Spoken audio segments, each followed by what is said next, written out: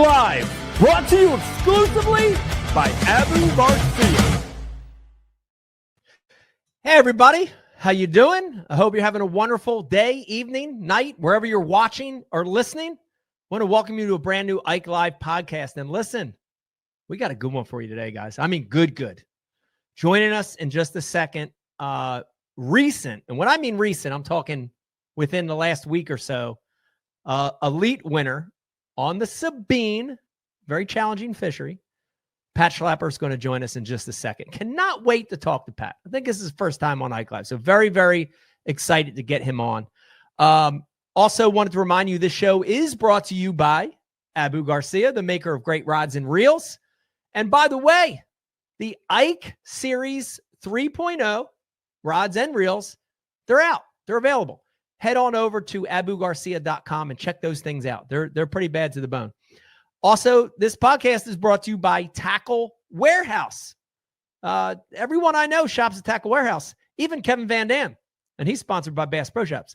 Head on over to tacklewarehouse.com. They got some amazing exclusive colors, shapes, sizes, stuff like that you cannot get anywhere else. Very exciting thing that they're doing last few years with Tackle Warehouse exclusive. So head over there, check them out at tacklewarehouse.com. Last but not least, podcast is brought to you by the Ike Foundation, getting new kids fishing one at a time. Couple notes here from Miss Rebecca. We just had the Walk the Talk run, and it was hosted by Tim Jennings, a good friend of ours, and lots of corporate sponsorship from Philadelphia, South Jersey area. And we had like a couple hundred people come out to walk or run to support the Ike Foundation. Guys, listen, we raised a lot of money. So thank you to Tim. Thank you to the sponsors. And thank you to everybody that came out to walk or run. We made a lot of money to get new kids fishing. And what a great time to do it. Summer's right upon us. So, you know, we really focus on kids that are in the cities, kids that don't really spend a lot of time outside, trying to get a rod in their hands, trying to introduce them to the sport. So thank you guys. That was a big deal. And last but not least, then I'm going to get Pat on, the Ike Foundation Celebrity Pro-Am on the Upper Chesapeake Bay. Guys, it's like a month away, not even like 4 weeks away. Still plenty of room to sign up. And if you remember, in the Northeast, we're giving away a brand new Bass Cat boat for first place. All the proceeds from that tournament, all the entry fees go toward the Ike Foundation, getting new kids fishing. Also, if you're watching or listening and you're fishing the open on the Upper Chesapeake Bay, it's the day of the cutoff is the next day. So it's the last day you can practice for the Upper Chesapeake Bay. So double dip. Practice for the Bay, make a little bit of money, support kids fishing. It's all good. All right, guys, I'm sick of talking. I cannot wait to push this button. Joining us for the first time on Ike Live, winner at the Sabine just a week or two ago, Pat Schlapper joining us. Pat, what's up, man? Oh, not much. Just working around the house, getting caught up a little bit, and then heading to 10 Killer here in a few days. So it's been busy. Not a lot of room for a deep breath after that amazing week down there. But I have one thing I want to tell you about real quick. And I've noticed, I follow your social media stuff.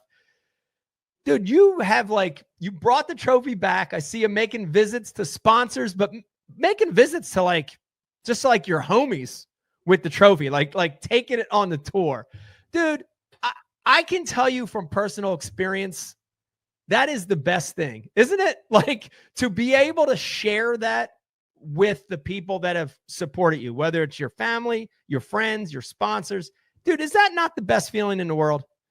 It's the best thing about winning, honestly. And for my family, it's huge too. And not necessarily the financial side of it. I mean, that's nice, but going around and the people that have supported me from when I decided to quit my job and go do it. The last post I made at my buddy Chris owns, he makes high end log splitters and wood processing equipment. He actually sells of a lot of them out east there. He was the very first person that, like, when I was debating on doing it or not, he was the first person who was like, well, if you do it, I'll help you out. Yeah. And so it was so cool to bring it in there. And he's built his business into a multi-million-dollar business since he started it. And like to see the look on his face, because he's a fisherman too, and he he sees it, and his eyes are like as big as mine were. And like that's the coolest thing for me, and just to share it with them guys, because they appreciate it too. It's so cool. Yeah. You're talking, and I'm actually like, I feel my hairs on my arms standing up, because like, as you were talking, I was remembering some of my wins over the years. And when you bring it back, you actually have the trophy and you bring that energy back, dude, there is no better feeling than that. Like, for me, it was especially, and very similar stories we have. And I want to talk about that in a second, but that grassroots element, like when I look at you and your career, and I look at me and my career, we both have come up through the club ranks, right? We've come up through the leagues, and the federation when I was young, that changed the name to the nation when you were in it. But dude, to be able to share that with your grassroots buddies is the most unbelievable thing. I think you hit it on the head. It's better than the paycheck's nice, better than the paycheck. It's better than all the accolades. It's better than the social media posting that Bassmaster makes, the magazine. That's cool. But dude, sharing that is something, there's something special to that. Yeah. And like, Chris, he was in the same bass club I was. The other place I visited, the boat, it's called the Boat Center. It's a boat dealership. A really good friend of mine, part owner, and runs it. He runs the club right now that I fished in to get to nationals and win it. So like to have a tangible proof that you can go show them guys and they can touch it. And it's like, dude, I was I was you a few years ago. And I can tell you that, like, there's a handful of guys around here that are, I mean, just as good, if not better than me. And my buddy Justin, who runs the Boat Center, he's one of them. And it's like, dude, like, you could do it if you really want to, if you put your mind to it and things go right. I mean, getting through the nation, like, you can't stumble. I mean, you got to make every step, and you can't have a bad tournament. But every year somebody makes a run and does it. So to show them tangible proof, like, hold that blue trophy up and see their reaction when they feel how heavy it is, and just the power of it, and you can't, every one of them smiles. It's just, they all get goosebumps and chills, and it's so awesome. It is awesome. And there is something special. I've said this, we've been doing this podcast 10 years. I've said it, I think, every year for 10 years, but there is something special about the guys that come up that way. And, I don't want to spin it like a negative, like, the other guys aren't deserving. They are too. And, whatever, but the guys that come up through the nation, the federation, the grassroots, dude, they're regular dudes. They're just regular guys. They didn't have, daddy's money. They didn't have their first bass boat when they were 13. They didn't, like, they're just regular dudes that work really hard. And there is something special about that. And I did want to, I wrote this down because I want to make sure I got this right. You are in a really elite club now, Pat. You got Brandon Polinick, Paul Mueller, Will Davis Jr., myself that are currently fishing, Brian Kerschel that has passed. Dude, that's an elite group of regular, hardworking guys that made it happen and got a big win on the biggest tour there is. So, dude, that's got to feel good. I know it did for me, but it's got to feel good to know that you came up that route. Yeah, it does. It feels good to have that win, and like that, it's never going to get taken away from me. And to be on that list that you just made, it's pretty special. And like, I still have moments where I don't really believe it happened. Like, and partially just because I've been so busy and like, I know. You don't really have time to process. I haven't processed it all yet because it's No. still going. I'm still working, trying to Crazy. capitalize as best I Yeah. can on what happened. But yeah, you sit back and think about it, and you get messages from people, and you're just like, holy cow! Like even like when you texted me, it's like, it's just like it's weird to me. It's like I got Iaconelli freaking texting me to come on this podcast. It's just weird, Yeah. But So that's not going to change either, Pat. Like, honestly, like I have wins that were 100 years ago, back into 2003. Like, I still can't even believe I won the Classic. And that thing was forever ago. That's when the dinosaurs roamed the earth. So that doesn't change, like that just, it's just amazing, And I think for guys that come up the regular route and or regular dudes, I think it means even more, like that feeling's always going to be there because it was such a dream, and it seemed so unattainable. And now you got it sitting there and no one can ever take that away from you, dude. You'll be walking past that blue trophy from now till you're in a walker, dude. It's pretty special. It is. And it just kind of validates everything. And I think anybody that gets to the elites, the nation especially, but I qualified the same year I qualified through the opens too. I made it through 2 routes that same year. But however you get there, I think, the guys who have won, you just look at them a little bit different. Yeah. You just do. Not that they feel like they're any better than anybody else, but you just, because we've done it and we know how hard it is to win. I've been really close 2 other times, and like just the guy who wins, it's like they're put up on a pedestal to me. And so now to have potentially some of these other guys looking at me as like, holy cow, he won an elite event, because like people on the outside think like, oh, I have people all the time like, well, all you got to do is win 1 a year and it's a good year. And it's like, you don't get it.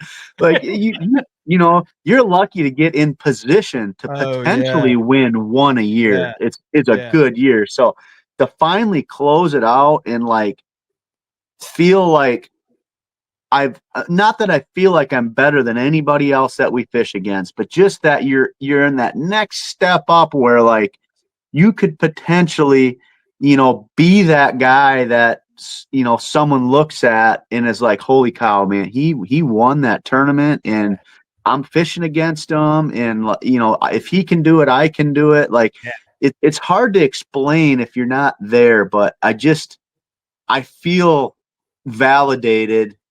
And like I deserve to be there. You know what I mean? And it's pretty cool feeling. It is a cool feeling. And it makes all that hard work. It's the payoff, and I know I pay attention to guys like, especially during practice. And I know you're a hard worker and you put in a lot of time and it's nice when it pays off. And it should, hard work should pay off. I got to tell you this, and I want to be careful the way I say this. But like when you won that day over the course of the next couple of days, dude, I had so many of my buddies, and I'm still friends with a ton of the club guys here in Pennsylvania and Delaware. And so many of them call or text saying what an awesome win that was. And I felt the same way. I don't want to take anything away from any of the winners this year, last year, and the last 5 years. But Pat, that was fucking awesome. And I think because like, especially for us here in Philadelphia, South Jersey, Delaware, like we have so many tough fisheries that remind me of the Sabine, where 7-8 pounds is a winning bag some days, and you can't turn on the forward facing and just look at them because there's so much shit out there. Or it was a grind tournament, and I don't know, man, it pumped me up. It made me so excited because I was like, God. And again, nothing against Lake Fork and the guys that are using the machine and they're doing great. But dude, that felt really good. I think for the anglers that have experienced those grind tournaments, it meant something special. So dude, it was awesome to watch it go down. Like I was in that same creek. 70 of us were in that same creek, but you figured out a way to catch the winning fish by a really good margin. Like that was an impressive win. And again, I'm not knocking forward-facing sonar, but to do it fishing like that was awesome. Do you feel that way? Like, and again, I don't want you to. I'm not asking you to say anything negative against the technology and a new way to fish, but does it feel even better because of that style that you were fishing? I think it does. I mean, and I love forward-facing sonar. I love using it. I personally it's 2025. I personally feel like we should be able to fish how we want to fish, and that's my opinion. Yeah. But I'm 42 years old. I've bass fished since I was 13. I've won a lot of tournaments fishing how I was fishing in the Sabine, and I agree with you where it was just awesome to win that way. Yeah. For me personally, I think it was, but I think I think the sport needed it. Yeah. I think it really gave the sport overall a shot in the arm of the guy who's he's not going to go out. He can't go buy a boat and, 16-inch screen and all that stuff, when he's watching us fish that way, but he can sure as hell go buy a $8 buzzbait and go down to the bank on the river and listen to that thing click across the water and have a 14-incher and hail it like I was. And I mean, it gets your blood pumping. So that was the coolest thing, was just to how the tournament progressed and how I caught him that last day on the buzzbait, where it's just that was the talk of the whole tournament, was that last morning, because people haven't seen that for when's the last time you've seen a buzzbait play in a major tournament besides Jake Lawrence here a few weeks ago? In our tournaments, you don't even really hear about it that much anymore. So to win the tournament that way and junk fishing, flipping and fishing brush and cut bank, it was fun and refreshing for me, but I think also just for the bass fishing world, just to see that. We needed it. You're right. We did need it. The sport needed it. I said this before, I guess it was even before we went to the Sabine, but I was talking to Becky and it was we were looking at the last dozen podcasts I did. And it was negativity kept coming up in every podcast. And it was before I left for Fork, I looked at Becky. I'm like, Beck, I don't want to talk about this shit anymore. We just need a break from all the negativity and fishing. And then, so, to have that happen, I think was amazing to have. I think, what the MPFL's doing, what, Major League Fishing's trying to, allow some other style. It was needed. And it was so awesome to watch it. I didn't make Saturday. I just missed Saturday by a little bit. And, but I got to watch Saturday and Sunday. Dude, I was so pumped. I felt like I was on the river still fishing. That's how pumped up. Yeah. And it's crazy because it's you catch a pound and a halfer and you're freaking high fiving and fist pumping, coming from Lake Fork, where you're catching, you got to catch 5-pounder average just to even be in the conversation. So it's just so cool to you get a pound and a half and you're like, come on, get in the boat. It's just so fun and exciting to do that. And little ones are fun to catch too. I mean, they're just fun to catch. It's so good. I was asked that by a lot of people, why do they keep going to the Sabine? What do you think? And I'm like, I love it. I love it because, growing up on the Delaware River, it was the same. It's better now, but it was the same when I was, coming up. And the old Pittsburgh tournaments and the Ohio River tournaments and the tougher Mississippi River tournaments, all that stuff, I like it. And I think it adds diversity.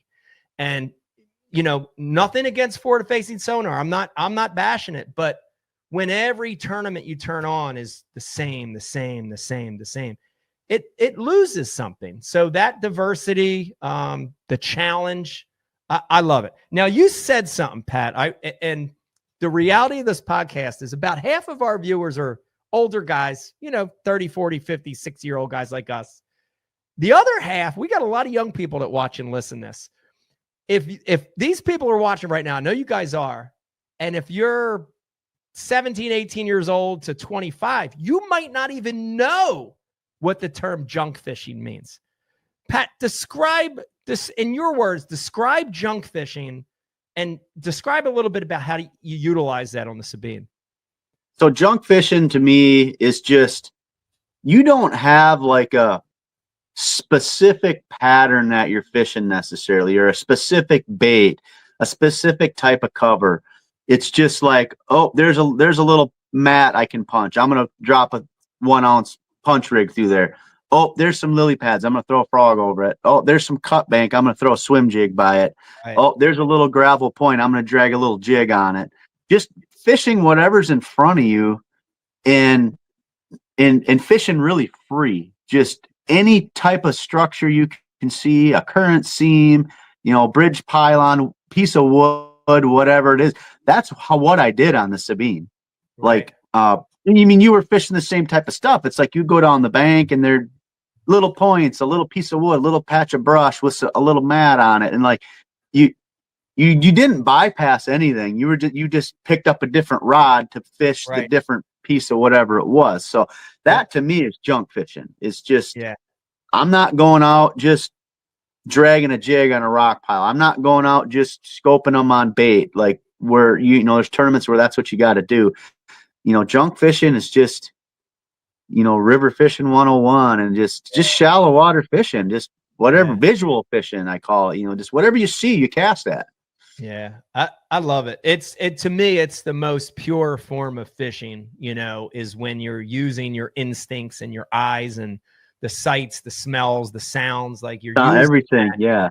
I love it. The sounds are huge. Like you say that sounds, and it's like, and you're just like, this is okay. So this is how it started on the Sabine for me. This is exactly what happened. I haven't talked about this on any other, just because we're kind of on a different level how we're talking right now. So I put in at the bridge there at Taylor's or whatever, and I went and I stopped on a random bank, and I had the buzzbait in my hand, and I'm going down the bank, and I heard a fish come up behind me. I heard it. I didn't see it because I'm going. Right. And I looked back and I seen the little dimple, which down there most of the time they're those bullets or whatever jump or what. Who knows what's jumping? It's not bass a lot of time, but this one sounded different. It sounded like a bass coming up and feeding. So I looked back and I threw my buzzbait back there, and whoosh, one ate it.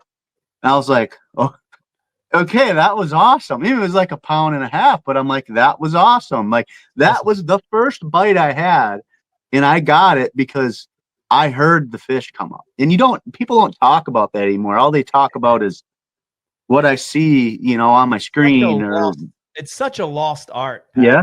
Is that part of it. And, I think that even in today's younger anglers using technology, like you should be able to use that too, right? Like that's a key thing. And man, that's awesome to hear that. And that exact thing you described has happened to me so many times in tournaments. It's happened so many times, and it sometimes pays off. Like that buzzbait for you ended up being a key deal. By the way, I did want to mention this because we are on like live, dude. That thing sounded beautiful. Like watching it, watching on live. I don't know if other people have told you this or not, but like I drove. It took me 2 days to get home, so I was watching and driving. I probably shouldn't be doing that, but I was watching, listening, and driving a lot of the way. And dude, I love the sound of that buzzbait. Just the way it was hitting. And the other thing I liked about it is it kind of looked like a penis, which I liked. It had like a penis head to the buzzbait.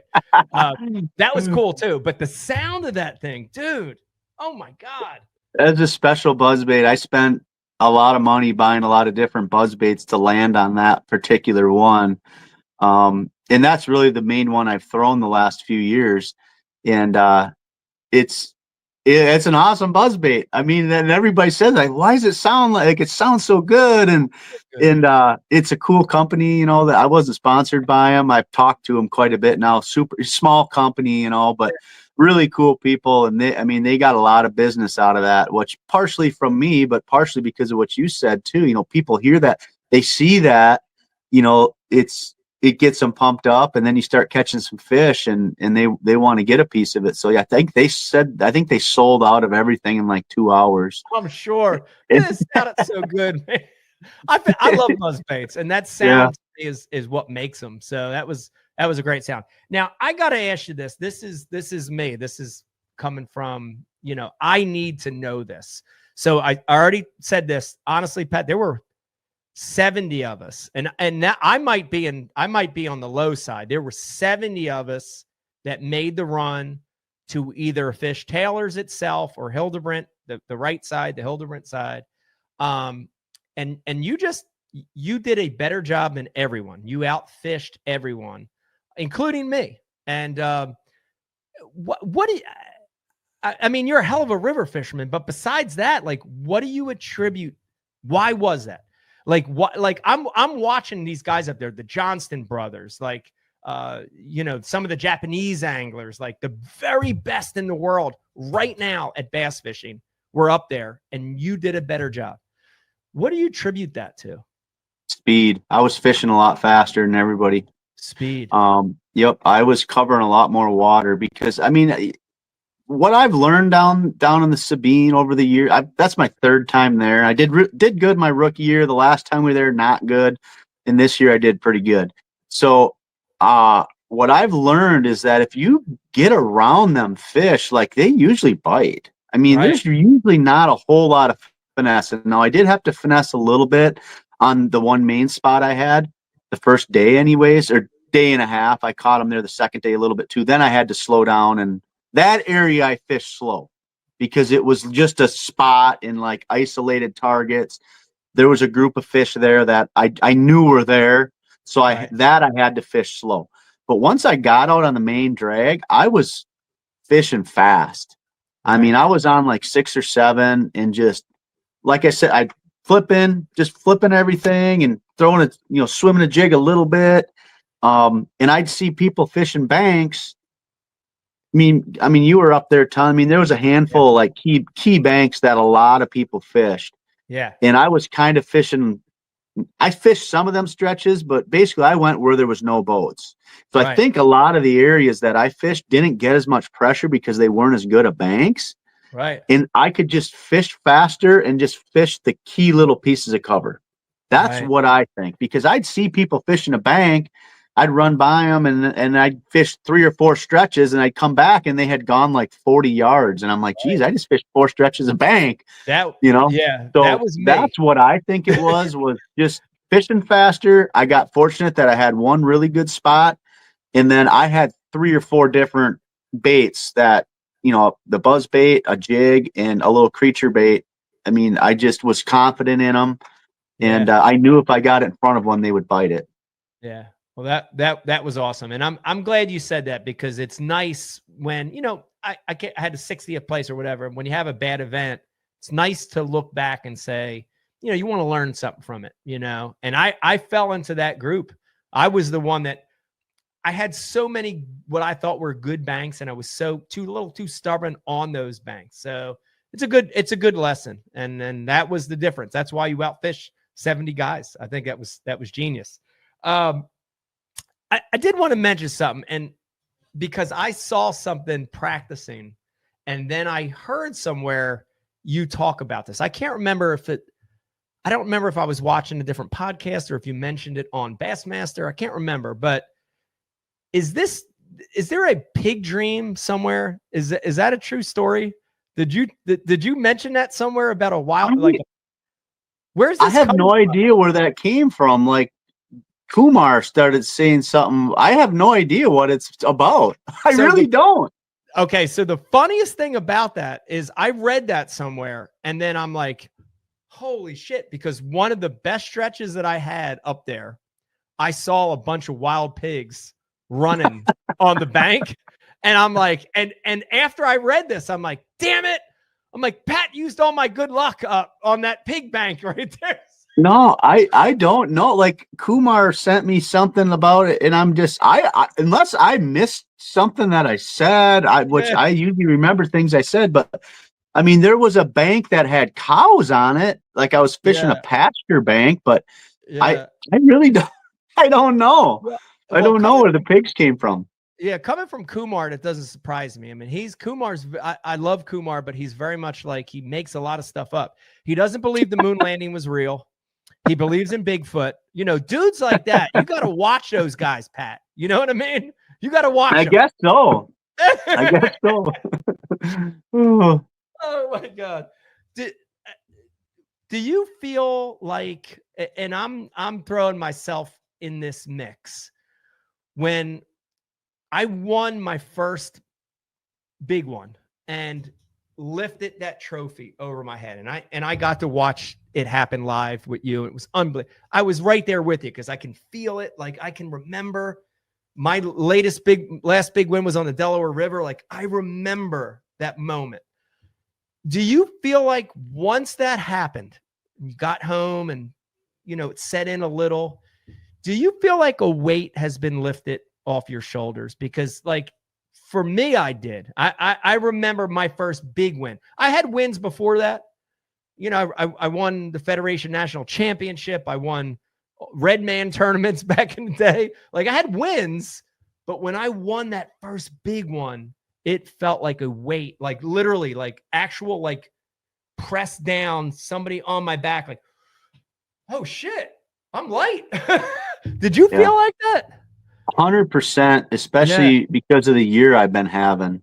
Yeah. Like I mean, this is my 5th year and I haven't had a bad year yet. I missed the Classic 1 year.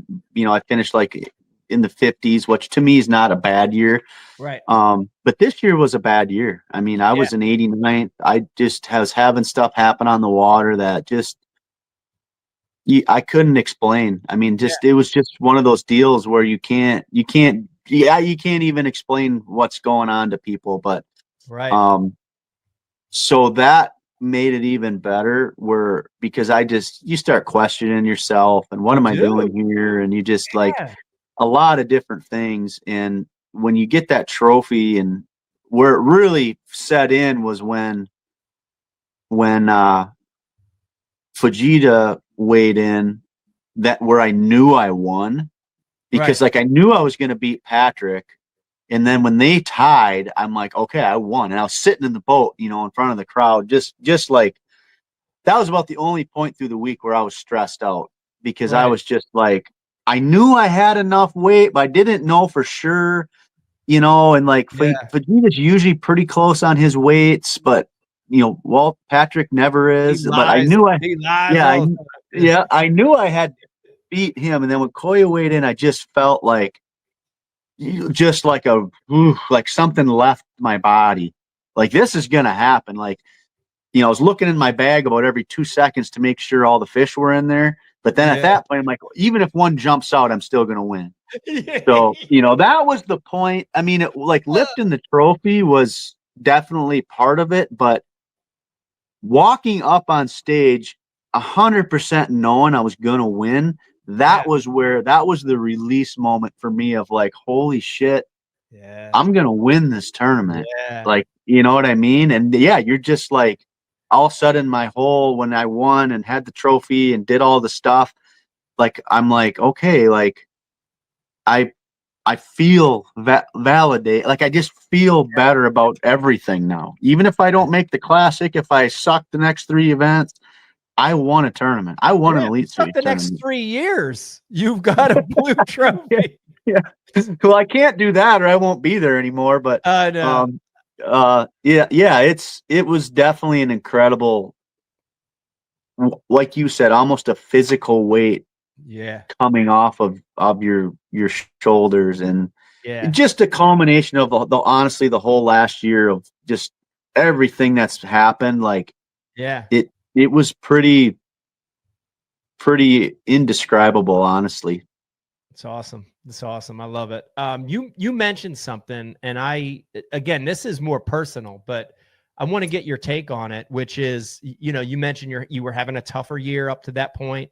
I know you've had some tough moments even before that in seasons prior. I am having I've had the worst 3 seasons of my life, like compound it, like boom. I'm like, I'll do better next year. Boom. Oh, I just keep going. I'm just going to fish through it. Boom. Another not so great year. And, here's the thing too, Pat, like regular dudes, I said that in the beginning of the podcast, say it again. Regular dudes are going to have bad years. They're going to have several bad years. They're going to have bad tournaments. For people watching and for me, how do you deal with that? How do you deal with failure and slumps, and how do you progress out of those things? Well, I don't deal with them very well myself. Right. I'm always really tough on myself, and I'm competitive, and like, I stay on the road. Like, I don't come home between events very often. Like, if there's a week between, I don't come home. And right. so I'm pretty hard on myself, but I just basically keep going. Like, Right.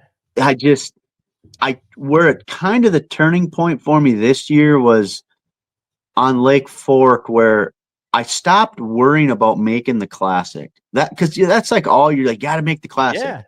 Yeah. Got to make the classic. Like, that's how the whole talk is all year.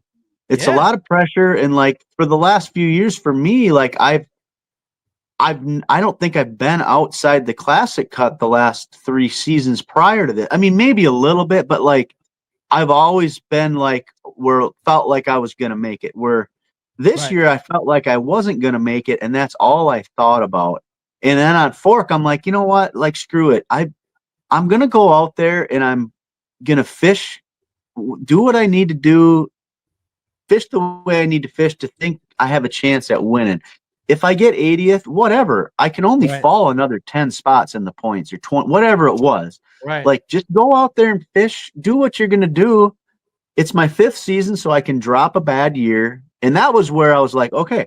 And then all of a sudden, Lake Fork, have a good event, have some stuff go my way. All right. I like this mindset. Go into the Sabine, same deal. Practice different, fish the tournament different. Had I been in 20th in points, I wouldn't have ran way the hell up to where I was going the first day, being about 50, because it was a big gamble. Because if someone was there, then I would have had to turn around and come back.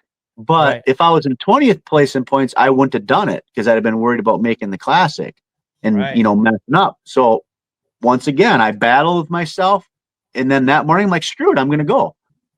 If I want to win, I got to go up there. And if someone's there, then I'm not going to win most likely. But if they're not there, then I'm going to have a chance. Went up there, no one was there, caught the biggest bag of the day.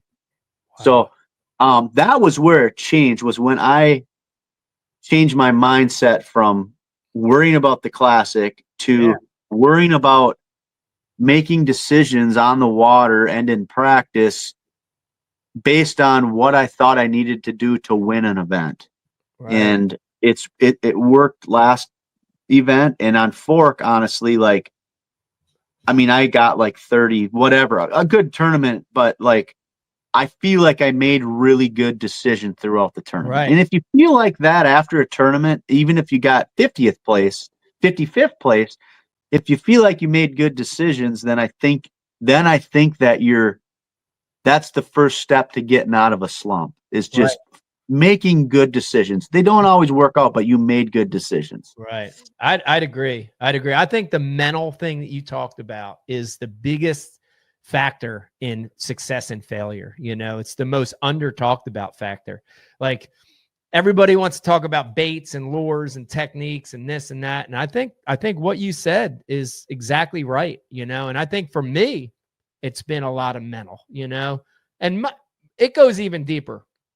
It could be a 3-hour, like, I need a psychiatrist in here to really flush it all out. But, but I think that's what's been, haunting me a little bit the last couple seasons. And I think it's, couple things for me. I think one is, like I'm letting things get in my way that shouldn't, like forward facing Sonar, right? Like, I'm not good at that. Like, I should just go do what I love to do and fish that way. And I haven't been doing that.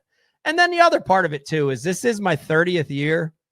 And, you know, when you start getting up there in those seasons, you know, and I've got a 14-year-old, a 12-year-old, I've got, you know, I got 2 other girls, you know, you start, and especially when you've had 3 bad seasons in a row, you start to kind of just question things, you know, and I kind of got to work through that. So the mental side, I think, is a huge player in success, and people aren't talking about it enough, you know?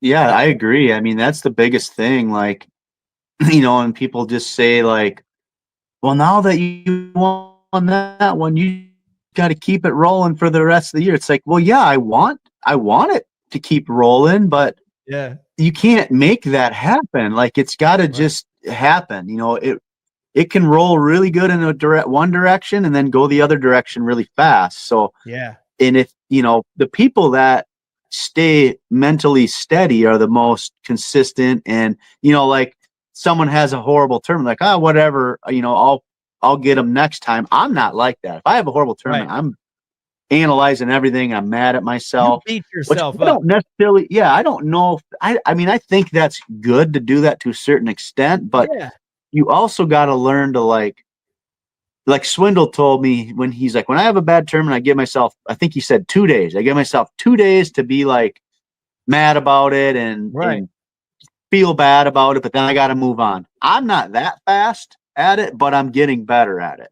Right. And you have to, because, dude, when we go back-to-back events, like, you have a bad tournament and you got to go practice the next day for the next tournament. Like, you can't let that be in your head, or you're gonna probably have another bad tournament. So mental strength and just knowing how to make your mind work for you instead of against you is a big factor in what we do. Yeah, I agree. And you have to have some form of short-term memory, or it'll just keep haunting you the rest of the season.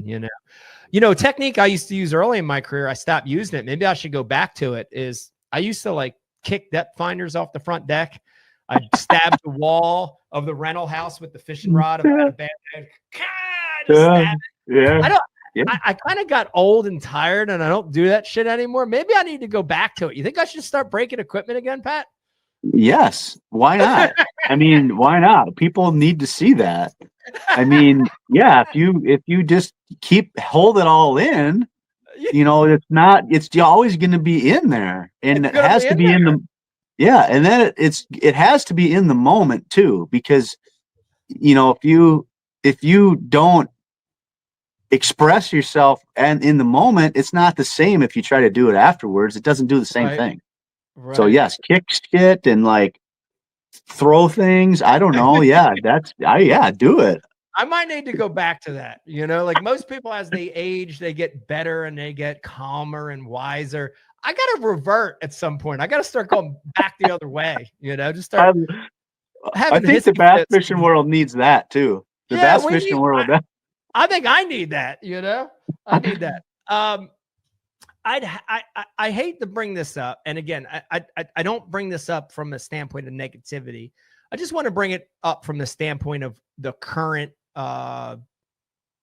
attitude, atmosphere of professional bass fishing. So as people are watching this, they've already talked about it on bassmaster.com. So I don't feel like I'm breaking the ice here by going over this, but Pat, we've got some stuff going on from a standpoint of voting on how next year's Bassmaster Elite Trail will lay out in terms of technology. You know, just to kind of put it bluntly for people watching and listening, you know, we were kind of asked, you know, 3 things. Like, do you want to leave it the way it is? You know, no bans on forward facing. Do you want some limitations on forward facing, you know, like 50-50 or 60-40, something like that per event? Or do you want to get rid of it totally? 2 things on that. One is, I think it's great that we're actually being asked about that, about our opinion, and Bass hopefully will listen. I think that's tremendous, whatever the outcome. But the second part of that is where do you fall on this, Pat? I know you already mentioned a little bit you don't mind forward facing, but what's your gut about what we should do as a body of anglers for 2026? I mean, I liked what happened this year for this season where you could only have one transducer, because last year, dude, it was getting crazy. And I did it because I was like, I have to do it. I had freaking 6 12-inch screens. I had 2 live transducers on my trolling motor, 2 out the back. It was awesome. But I would just looked at my own boat and I'm like, what the hell am I like? This is out of control. So I was really happy with what they did this year for this season. I thought it was reasonable. It was a good compromise. I personally think they did a great job with the schedule to have events where, yes, it might play, but there's just a chance that, Bill Lone's going to win swimming a jig on the St. John. I mean, I think they did a good job with the schedule, and that helps. Now for next year, I personally, I would like it to stay the way it is, which is weird for a lot of people to hear me say that, because I honestly believe for someone like me, I would be better off overall if it went away, just because I have a lot more experience than a lot of the field fishing without it. I mean, I've only fished with it for the last 5 years, which a lot of the people coming in, I mean, they've maybe only been bass fishing for 5 years, but I was, doing everything else for 20 some years. So I honestly would probably benefit from it going away personally, but I just think we should be able to fish how we want to fish. And I mean, right or wrong, that's just my opinion. And I tell that to anybody. Like, I don't like how, if someone under the age of 25 wins an event with forward-facing sonar, it's the end of the world. But if someone over the age of 35, then it's not talked about. Like, do you know what I'm saying? Yeah. I mean, like 2 classics were won with it, and you don't even hear about it. Right. Another event was won this year with it, by a veteran guy who's won a bunch of tournaments. He was using it, and like a big part of it, didn't hear a word about it of him doing it. But in the same tournament, other people were using it, and all you heard about was them because they're young, and that's all they know how to do. That's just my opinion. Like, I think, and I honestly think that, like, if it goes away, and I think Koya and Taku proved it on the Sabine. I mean, a lot of people think you take it away from these kids or these other people that's all they know how to do. They think they're not going to catch fish. Right. They're going to catch fish. Yeah. And if they don't know how to do something, they're going to take the time to learn how to do it. Because when I'm out there pre-practicing, I don't see a lot of the veteran guys. I see all these young guys working freaking hard, dark to dark. They're gonna learn how to do it if fish without it if we take it away. So I personally would like it to stay the way it is, but I would understand if they took it away, and I would be fine with a 50-50 split. I'm just to the point where it's like, tell me what I can have on my boat, tell me where I need to be when I need to be there, and I'm gonna show up and I'm gonna do my best to compete. That's where I'm at. Yeah. At some point you get sick of all the politics, and you want to do what you love to do, which is fish, like if you got into the sport, honestly, and because you're passionate about it, you don't give a rat's ass about the politics, right? Like, I think about it because I know that I want the next crop of young guys to be okay. Like that's where it concerns me, because I want, if my son Vegas decides to do it, I want there to be a sport that's okay. So I think about it from that perspective. But man, you get to a point where you're just sick and tired of even talking about that kind of stuff, But I like that opinion, Pat, and that definitely caught me off guard, because I thought you would have been an advocate of 50-50 or getting rid of it.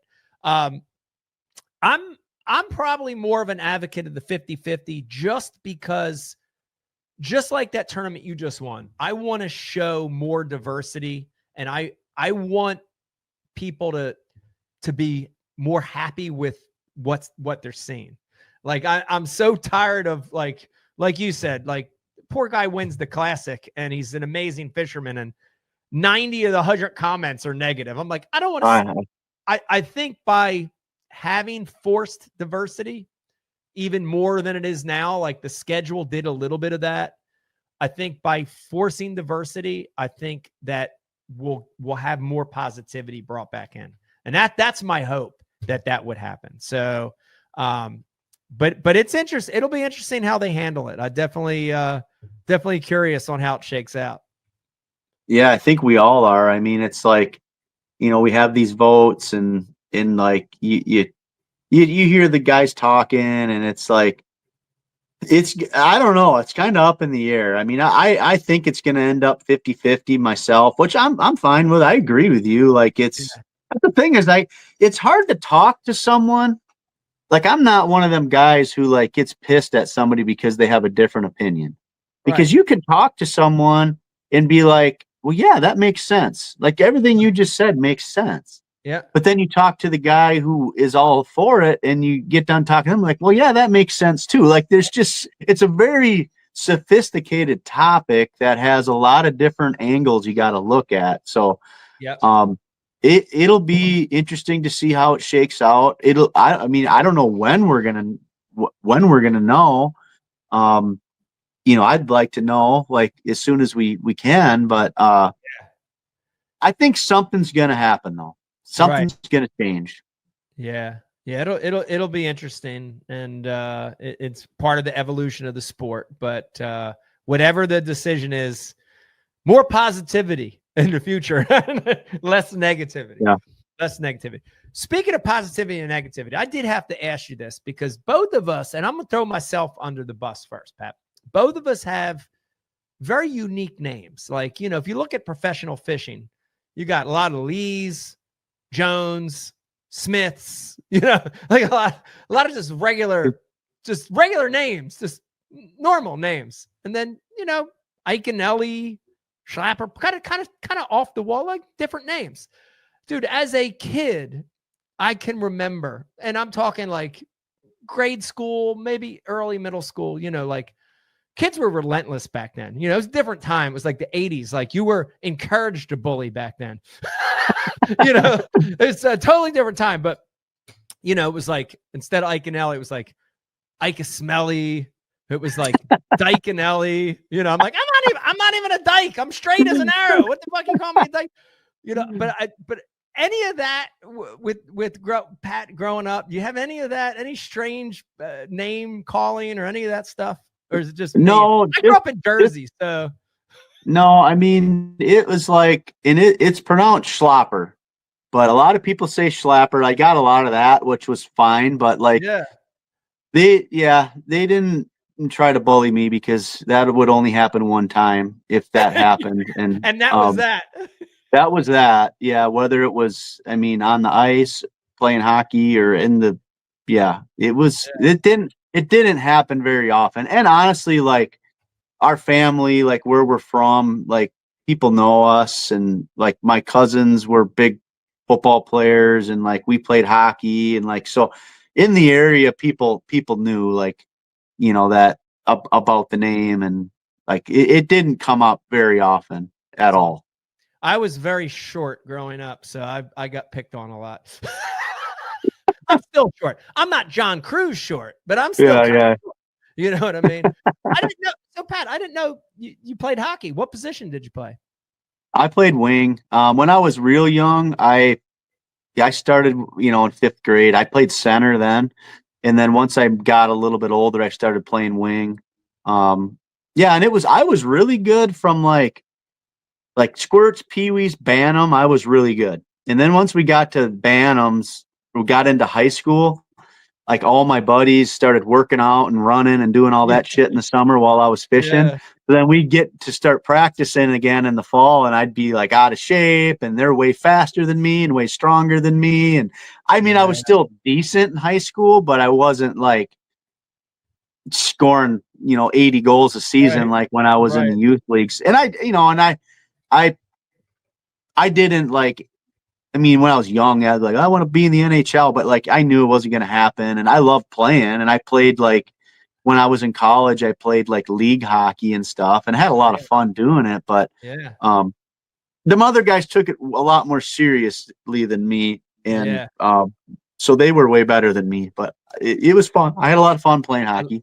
I love it. I mean, hockey's my favorite sport, but it reminds me a lot of like the way that I fish, is constant movement, high energy. It's really like, I've always liked those kinds of sports that were just constant, nonstop.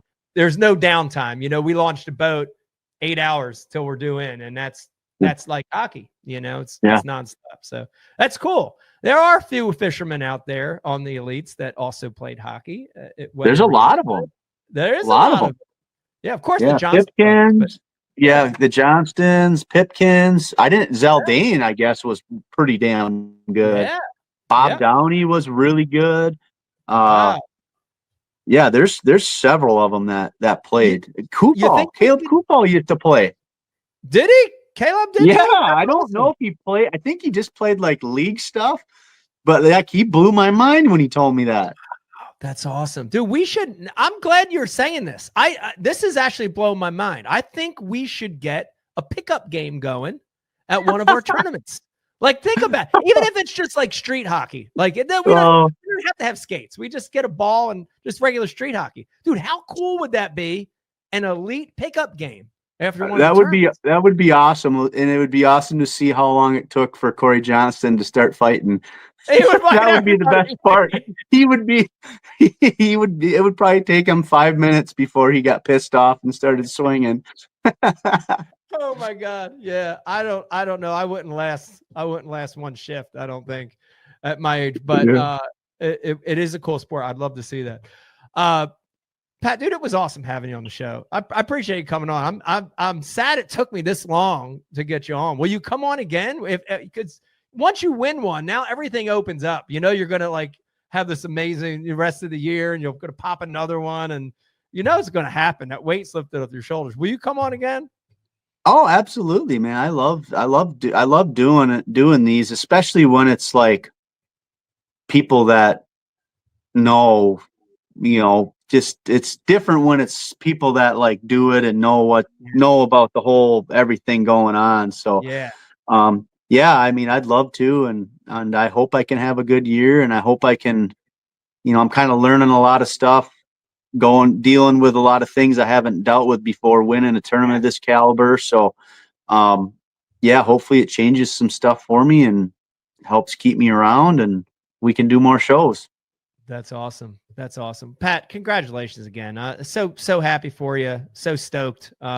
Just exciting event, an exciting win for you. And I will literally see you, hopefully, if I keep this arm in shape here. I'm going to see you in less than a week down at 10 Killer. So safe travels, and we'll see you there for sure. Yeah, thanks a lot. I appreciate you having me on. You got it. We'll see you in a week, Pat. Yep. See you later. Thanks for coming on. Later. There you have it, guys. I loved it. It's a great interview. So glad to have Pat on, and what an amazing win. If you haven't seen it, go back and watch some of the footage of that event. Just stellar, pure junk power fishing, no forward-facing sonar, using instincts, using gut feelings, casting into the unknown. That is the art of fishing. So congrats to Pat on that big win. Let me remind you, this show is brought to you by Abu Garcia, the maker of great rods and reels. Go to abugarcia.com. Check out the Ike Series 3.0. Also brought to you by Tackle Warehouse. Go over to tacklewarehouse.com. Check out some of them Tackle Warehouse exclusives. They're pretty awesome. You can only get them over there. Also brought to you by the Ike Foundation. Go to the Iaconfoundation.org if you want to find out on how to get new kids fishing. Also, a reminder, if you're in the tri-state area, New Jersey, New York, Pennsylvania, Maryland, Delaware, Virginia, if you're in that area, come on out and fish the Ike Foundation Celebrity Pro-Am. It's on the upper Chesapeake Bay. I want to say it's in like 3 weeks. It's like third Saturday of June in Northeast Maryland. You can go to the website, get information. First place, fully rigged bass cat boat, worth like 30 grand or something like that. It's a big prize. Go to Iaconfoundation.org, get information on that. Last but not least, and by the way, the beer tonight, guys, I'm drinking Yard's Pale Ale, just a classic staple Philadelphia beer. I wanted to ask Pat if he was drinking Spotted Cow, but it didn't look like he was. Want to remind you, the Dirty 30 series is out there in the wild, documenting my 30th year as a professional bass angler. The highs and also a lot of lows this season. You got to check it out. It's the reality of professional bass fishing. Dirty 30. Head on over to MikeIaconelli.com on YouTube to check that out. All right, guys. This has been a really great show. Thank you so much to Pat for coming on. And we will see you at the next one. Bye. Do you fish for excitement? Do you fish for passion? Do you fish to get outside?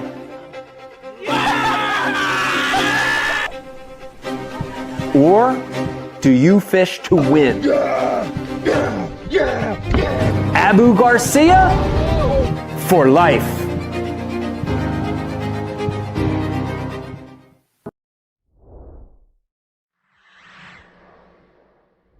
You guys know I'm a power junkie, not just on cranking, but on my trolling motor batteries. The days of running 2, 3, and 4 batteries is over. Guys, we've got this new system, and this is going to be what I run. We've got a 31 that will run everything in my boat, electronic-wise, 1 battery. We've got a 36 that will run my trolling motor all day, 1 battery.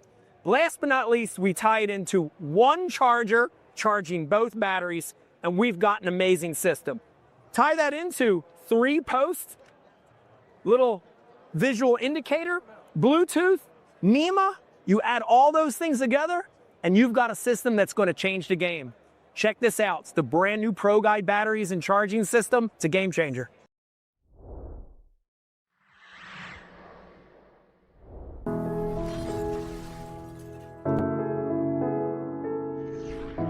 You know, right now where we're standing, we're in Camden, New Jersey. Yeah. Philadelphia is right there. This is the concrete jungle. And, you know, a lot of those kids, as they grow up, they don't fish. It's interesting because they're surrounded by water. You know, the Delaware River, the Schuylkill, ponds, city park lakes. But they don't have the influence to cast, to fish, to have a rod and reel. And that became our focus, you know, is to target kids in what we call non-traditional areas, you know, urban areas, city centers, where the population's high, and let these kids have an experience. You know, it's amazing. I mean, some of the experiences we've had, whether it's Central Park in New York City, here in Camden, other parts of the country, even just casting. Yeah. It's unbelievable to see it, isn't it? Yes. It's unbelievable. Yes. And you know, you see these kids have this experience they've never had, and they light up, you know? The big thing, I think, for the Ike Foundation is we're not saying we want all these kids to become professional anglers. No. It'd be great if some of them did, but we want them to have that fishing experience because it ties them to so many other positive things. The outdoors, nature, conservation. Ecology, you know, all these amazing things in life that maybe they wouldn't have been exposed to any other way. We're trying to help with that. So it's important. It's important for us. Yeah. We're proud of it.